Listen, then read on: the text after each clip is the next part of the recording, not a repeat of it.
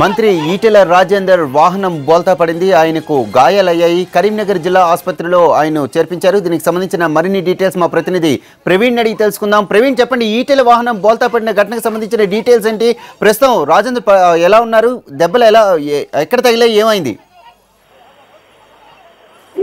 వరప్రసాద్, కొద్దిసేపటి క్రితమే రాష్ట్ర ఆర్థిక మంత్రి, జిల్లా ఇన్ఛార్జ్ మంత్రిగా ఉన్న ఈటెల రాజేందర్ వాహనం మానకొండూరు మండలం ఈదులగట్టుపల్లి వద్ద బోల్తా పడడం జరిగింది. రాజీవ్ రహదారిపై నుండి వస్తుండగా డివైడర్ ని ఢీకొట్టడంతో ఇది ఒక ప్రమాదం చోటు చేసుకుంది. ఈ ప్రమాదం లోపల మంత్రి కాళ్ళకి స్వల్ప గాయాలు అవ్వడం జరిగింది.